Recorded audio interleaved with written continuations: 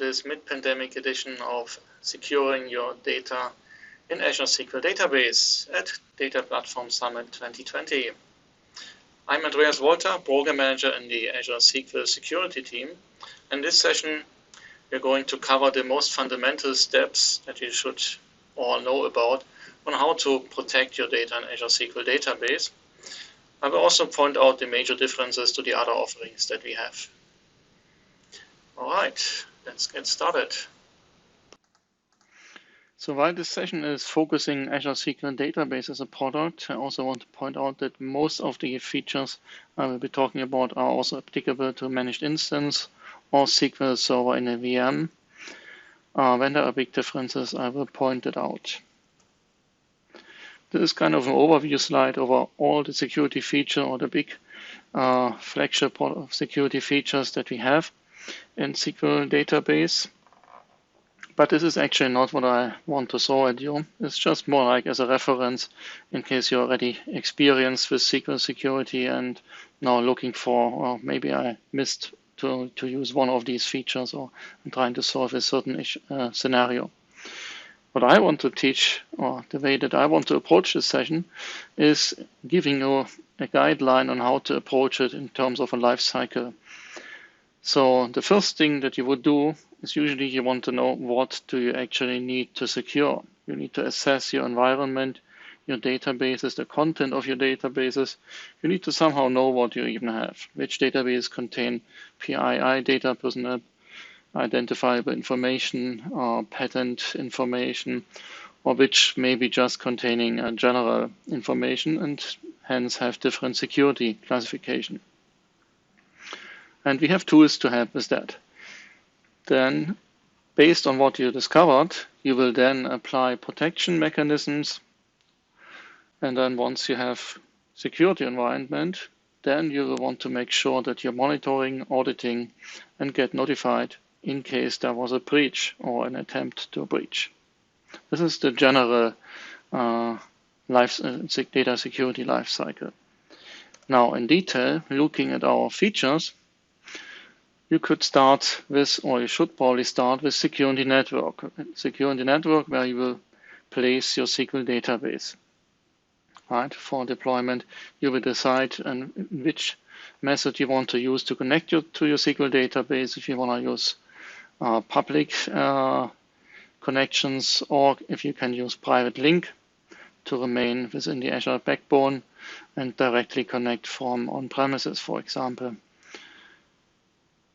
Then when you have your database, you want to decide how to connect to the database, what types of accounts in general you want to use for authentication. So we have Azure AAD, or you can use hybrid mechanisms in conjunction with on-prem, or SQL, plain SQL authentication mechanisms. So once you have your database deployed, then you want to discover and classify the data that you have in your databases. For that, we have the data discovery and classification tool. And this is one of those steps that you will want to rerun on a schedule or every so often after a new deployment of new objects. It depends. The next step, scanning for vulnerabilities, is definitely one that you want to have on a schedule. Right, to make sure that nothing evades your attention in case somebody has brought in new objects, changed things that do not comply to your security guidelines. So we have a tool there, vulnerability assessment, that checks for configuration of your SQL database, certain objects, etc. So now that you have done all this discovery, classification, checking of potential vulnerabilities, you want to log it down. So you use the appropriate protection mechanisms based on whatever findings you have made. Either you have discovered highly sensitive data, or you just have discovered that there are simply best practices in terms of configuration. So all these things now belong under data protection techniques. There we will talk about some of the features that we offer there. As kind of a next step, you can think of security application layer. We offer some further security features that help just locking down the data a little bit better in terms of accessibility from applications. So, and the last step is, and absolutely important step, is monitoring for security incidents. This is where you want to make sure you really have auditing set up, and you are using Azure Defender to make sure that you would find out if something has happened. So this is again a step that you would have continuously running in this case actually. Many of these steps here you could switch the order, and some of them you may have to repeat after you have new deployments.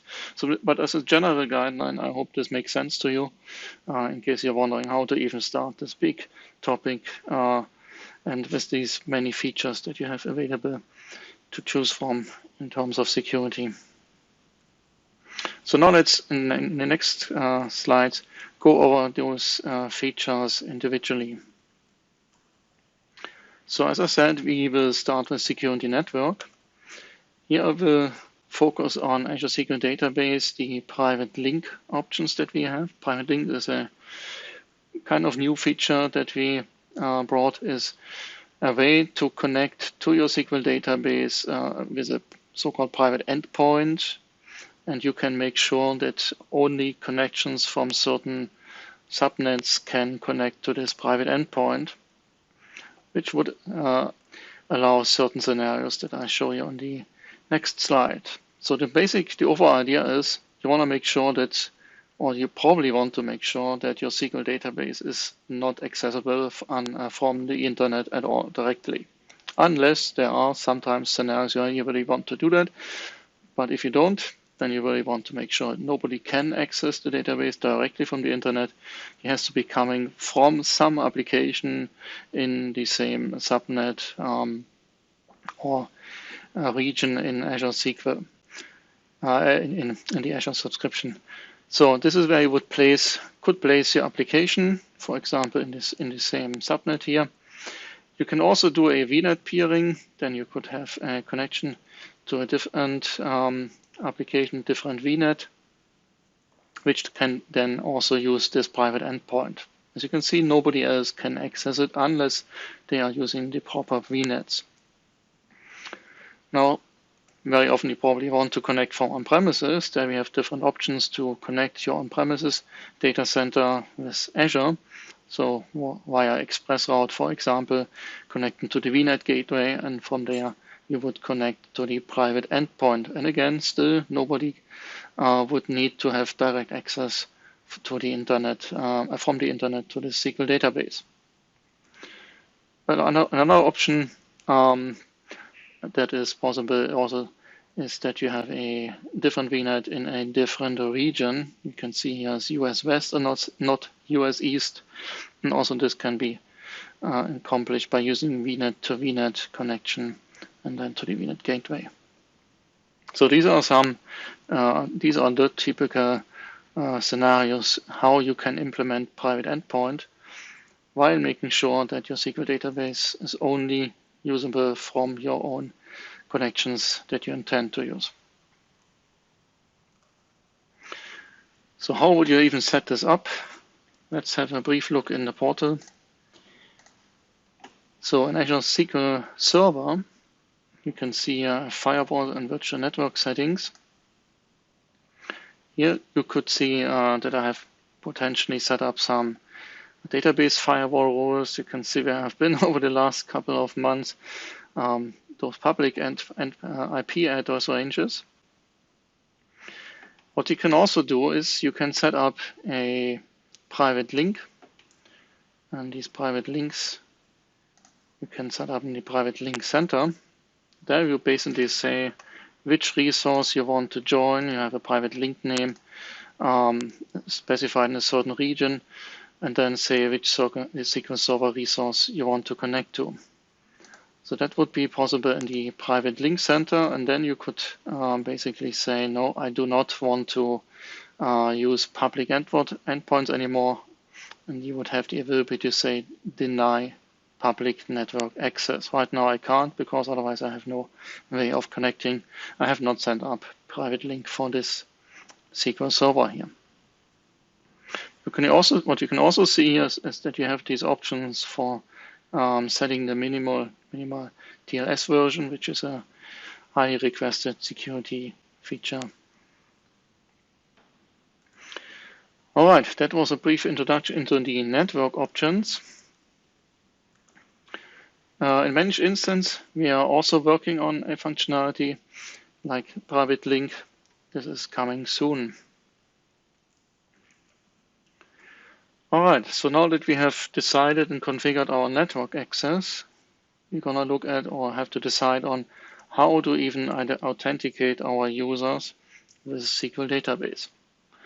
Now you could just use cloud-only identities, meaning AAD, only accounts. We also have hybrid choices if you wanna federate with your on-prem accounts. This is possible, and I have provided a short link here where you can read into the different advantages of those hybrid identity types. In the gist, if you are using Azure SQL, there you have the following options to connect to the SQL database. Let's just focus on the user database for now. On the user database, you can treat them like contained databases, meaning you can create SQL users without logins inside the database, or SQL users with logins. SQL users with logins would mean you have actually created a SQL login at the master database scope, SQL Server logins up here, and you refer to them. SQL users without login means they have a password which is stored inside this database, and you can basically authenticate directly against this database. You can also authenticate against this database by using Azure Active Directory contained users, which don't store a password in the database at all, and they would also only be stored in the SQL database, not in master. So the main difference is that Azure Active Directory users cannot be stored in the master database as of today in Azure SQL database. You do, however, have the option of creating one Azure Active Directory admin account, which then is stored in the master database and has basically all permissions on the whole logical server instance, including all user databases. And this is important if you actually want to use AAD accounts, like accounts that are not SQL accounts. The syntax for that in T-SQL would be create user, and then you have your username, which is a domain from external provider. That would indicate that today you want to use AAD as authentication provider for this account. If you want to run this statement, you actually have to be connected with a AAD admin user, which I am right now not. So I cannot run this command. I can only create users with password as a SQL user. In this window here, I'm actually connected with an AAD account, as you can see. In this window, I can create a user from external provider. So this would be the example, an AAD-based user inside a database that then can be used to authenticate against this database that we are connected here. Quick refresh, and we should see this account that I just created.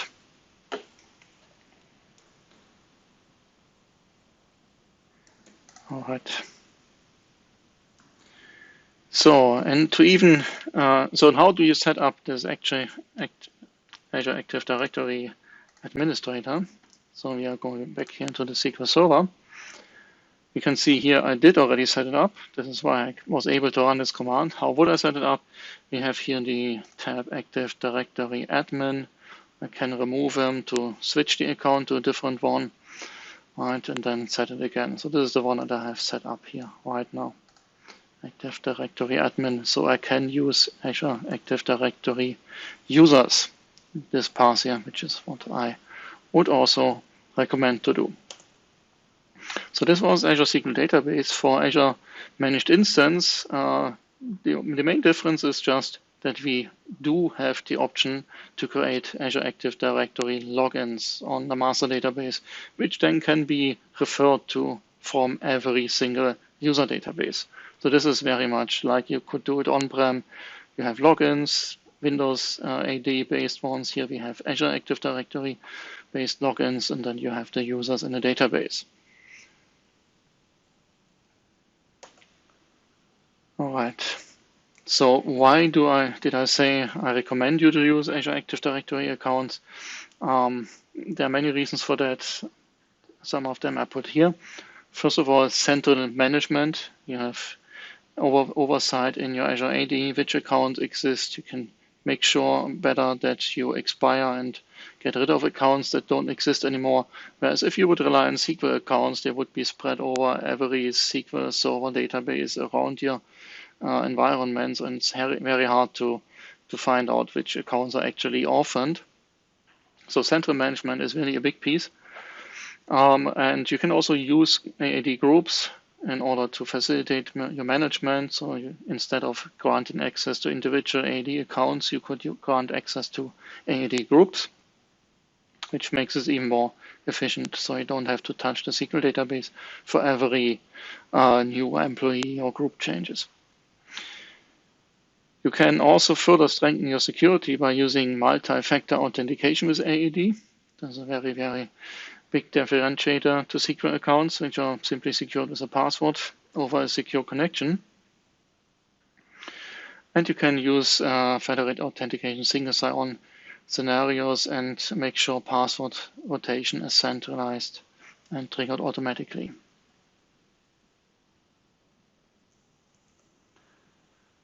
All right, that was the authentication part. So let's say we have now decided for either or even a mixture of SQL accounts and SQL and AAD-based accounts is possible if you have reasons. Some applications still need SQL accounts. Now we have our databases. We just saw one. What can we now do to find out how our security state is? Is there anything we need to secure specifically, etc.?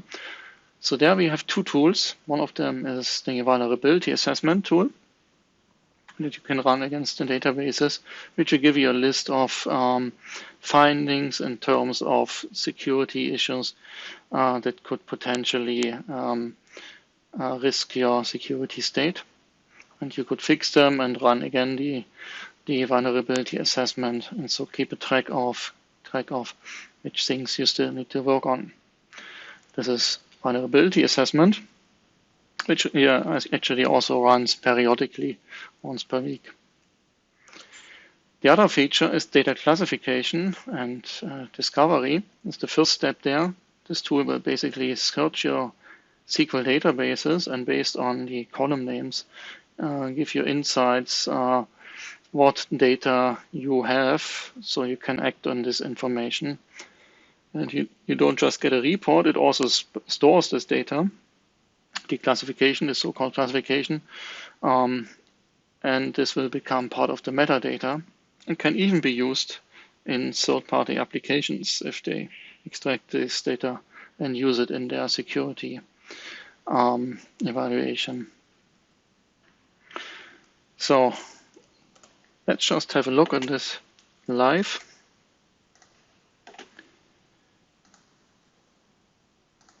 All right, let's go back to our SQL database. And here I could pick a SQL database, let's say white word importers. And down here under security, we have the security center with the vulnerability assessment. I can click here. And I see some of the rules that have failed against this database. Right, there seem to be some orphan database roles, meaning database roles that have no members. So maybe it would just be a good idea to get rid of them before they get abused. Right, this is a list here. You also see here there's always an option to say, yeah, well, actually, this is exactly how things should be. I will need those roles in the future. And then you can say approve as a baseline, and then these findings will never appear anymore. You can say yes, save this result, and it will not appear in the next scan. This is one option, how to treat these findings. Otherwise, ideally, of course, you fix the features, the issues like here, and find out, oh, these firewall rules are really too much. Let me get rid of some of these, and then next time you won't see this popping up. So this is the vulnerability assessment, which runs regularly, gives you an overview over how many failed checks. Actually, 43 have been passed, so it's not such a bad state here. And these are the results here that you can also export. And also these activities you can do with PowerShell. In fact, how did I even get displayed here vulnerability assessment? There's one thing you should do before, and this is go to your SQL Server under Security Center. And here you actually can turn this feature on. This is part of Azure SQL Defender, which I will talk about later. So you have to turn this feature on, and then you have the vulnerability assessment ready to be used in the databases.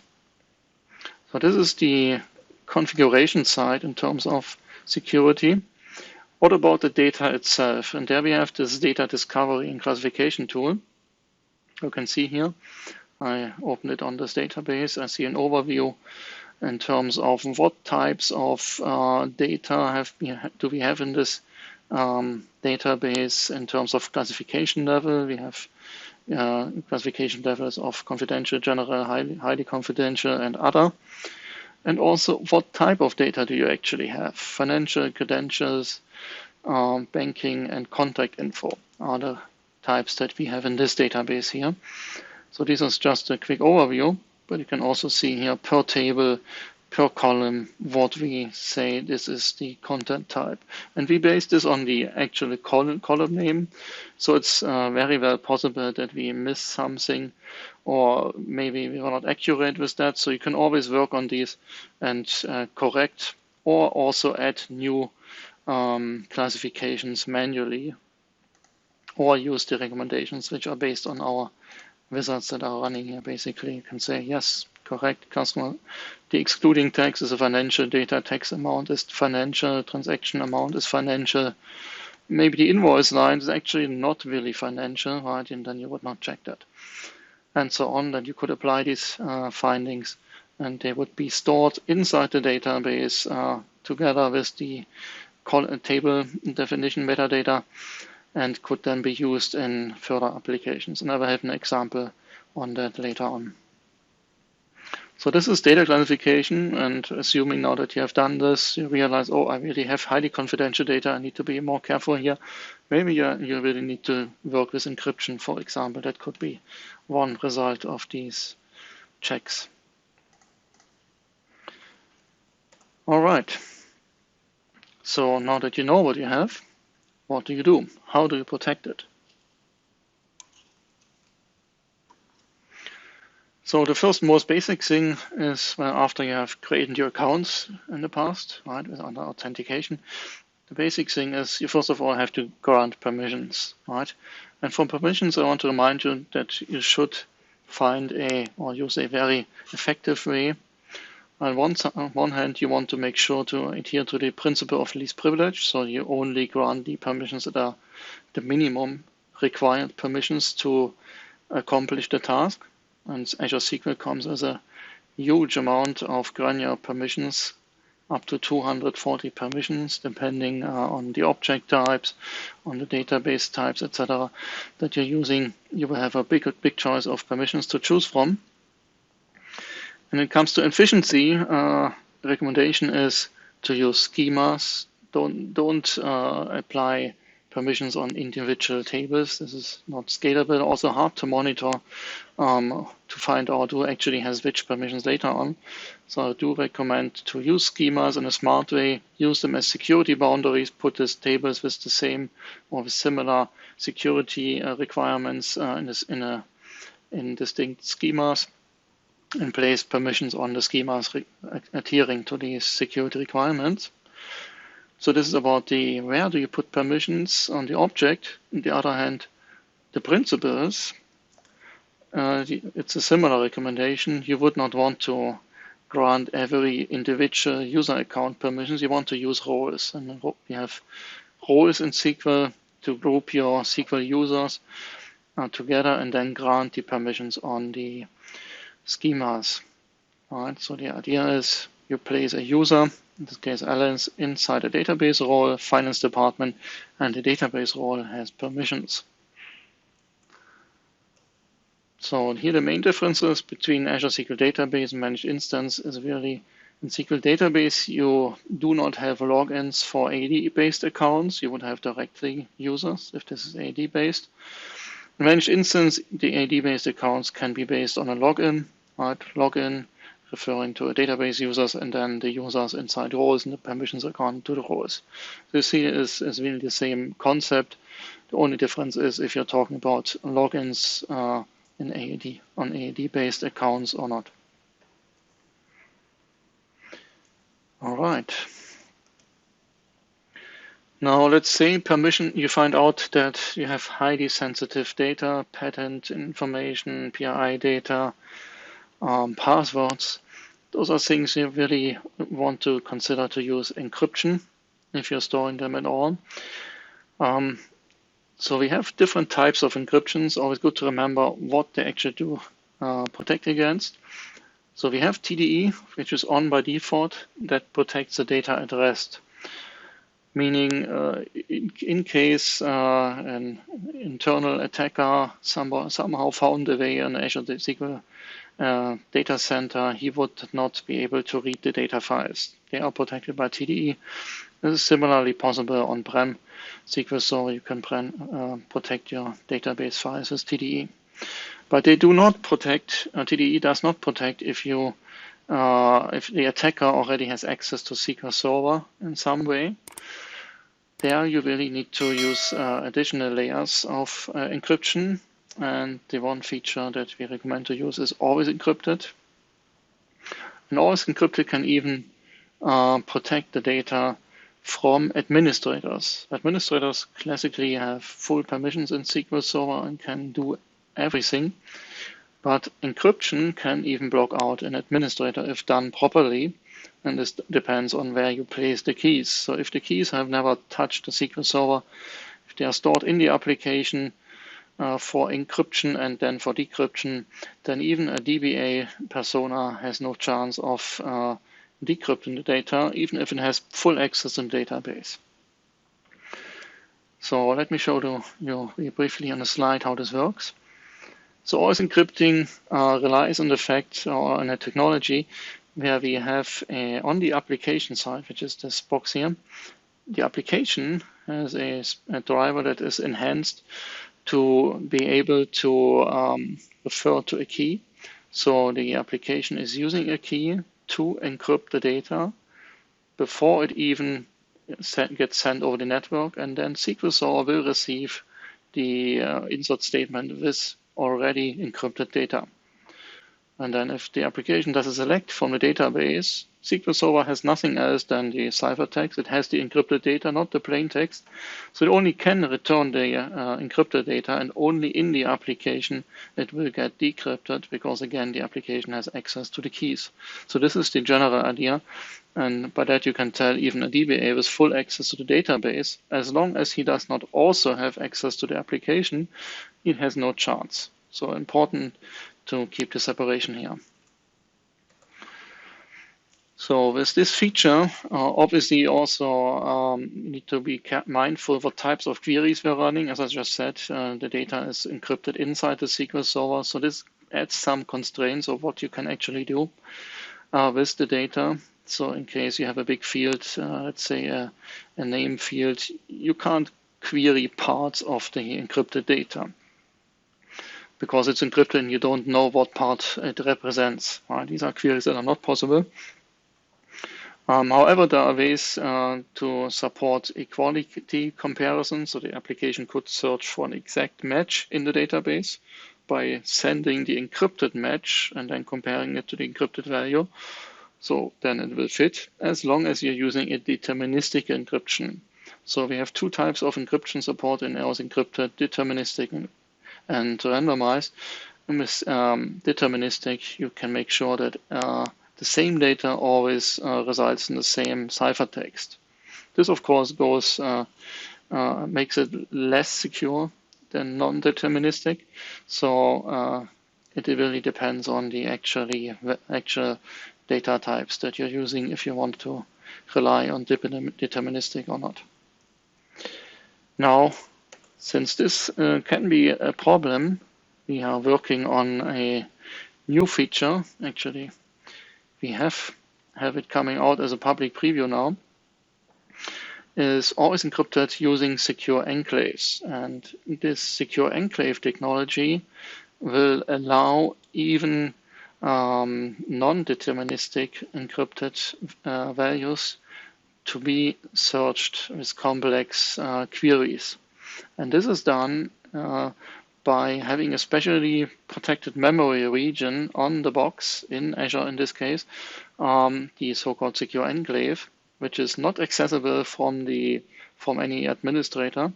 It's a protected memory region, and inside this memory region we can do rich computations.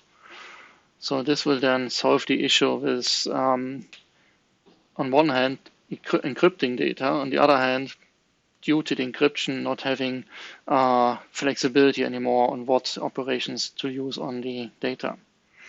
So stay tuned for the preview that's coming soon, always encrypted with secure enclaves in Azure SQL database. On premises or in SQL Server on premises, this is actually already available. All right. So now we have looked at the built-in protection features. Let's take a step back and say, okay, we have done a good job here, but maybe we can improve a little bit our security stance by applying another set of security features that just give us a little bit more security on what the users can actually see and do with the data. And then we have two features that we call application security features. Dynamic data masking is a feature that obfuscated text data in the application. And the role-level security filters out certain roles. The reason those security features are application-level features is that they are really only helping to secure the data if the proper applications are being used. A DBA with full access to the SQL database, he has ways to circumvent these features. May not be super easy, but they are not really meant to protect a DBA with full access to the SQL Server box. Right? This is not encryption. This is really just obfuscating, for example, and filtering rows. So let's see some examples how these are used. So role-level security, in short RLS. Let's imagine we have a data table in our hospital database with lots of patients in them, and we want to make sure that our personnel can only see data that has been, or patient's data that somehow has a relationship with the, let's say, nurse, staff, doctor. So we will have a policy manager that writes a function, a security function, like this one here, which will join the employees table, for example, with the patients table. This is a way to do that. So based on the connection between a patient and an employer, in this case, residing in the same wing of the hospital, filter out the rows. This is what basically this function is saying. Only return data where we have a match between the patient and the employee working in the same wing of the hospital. And then this gets used as a security policy, using this as a filter predicate, this function on the table patients. So then when an employee, nurse in this case, comes, the employee can be identified with an employee ID. You will just write a query like this, select name from patient, or is actually running this query, you will not type it. So using an application based on this statement behind the scenes, without anything else in this statement directly, behind the scenes we will then apply this security function, do a semi-join with this function, and out comes this query, which we will use internally. So we will filter out based on the original data here, based on the staff duties table, the employee ID being assigned to a wing. So in this case, the first row here is our employee. A1 is the wing, and we have 3 patients in the same wing. So based on this match, she will only be returned those 3 rows automatically. This is the idea of row level security. All right, data masking, dynamic data masking is a feature to really just obfuscate each column with some randomized string. We have some built-in functions like partially replace it with XXX. In case of this one here, the social security number only show the last 2 digits. Email, we have a built-in function, email, so give a fake email address, so to say. And for numbers, we have a randomize function, give me any random number between 1 and 20,000. So this is basically the way to do it. We are adding a mask on the table, 3 masks, on a column using a function. And then we can also say, yeah, but in case you belong to the data officer's role, then you have the permission to unmask. An unmask is really just a permission. He doesn't need to run an unmask command. He has the permission, and once he has the permission, he will see the data unmasked, which is applied automatically. So as an end result, this would be the query against this table. Normal end users would see this data. Right? We only see the last 2 digits of this SSN. Email is some bogus email, and the salary is totally randomized, values. Whereas any member of the data officer's role, which is a SQL role here in this case, would actually see the plain original data, not a fake email address, but the actual correct email address. Just because it's have been granted unmasked, running the same query. So this is the way dynamic data masking is working.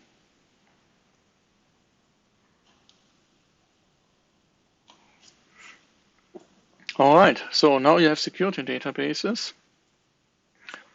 Really, really important last step is make sure you do auditing, you get information if somebody did something or even attempted to. This is absolute critical piece, and we support you with a feature called SQL Auditing, which I will show. So in SQL Auditing, we are basically capturing statements, and you can configure which statements you want to configure. By default, it's kind of a catch-all. And we store it in either storage account, log analytics, or event hub. And you can choose either one of them or even multiple of them, depending on how you want to further consume the auditing logs. And this gives you then the ability to investigate in case somebody notified you of a security breach and to follow an audit trail. It also has a nice combination with the data classification that I showed earlier. We classified data.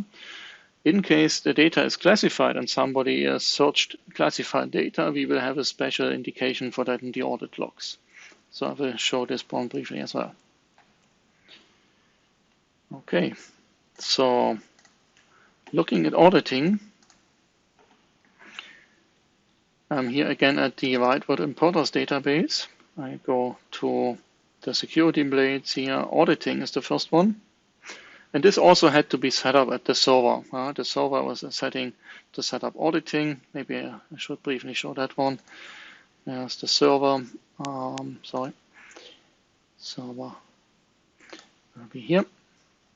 And here's security, and auditing has to be set up either on the server or on the database. I would recommend to do it on the whole server and not do it on individual databases. So this is SQL Server Auditing set up, and I actually have used storage and log analytics at the same time. So two targets that we are auditing against. So in this database, I can see, yes, auditing on server level is enabled. I could additionally enable a separate audit with, let's say, different types of events I want to be notified on this database. But what I really want to focus on is right now, let's analyze the data that has been captured on this database, because there is some data. So it will show you from the server audit some information here. But really much more efficient is to use the log analytics workspace. So I'm clicking here. By default, it will just run a short query, give me the data from the last 24 hours. We can see a big list.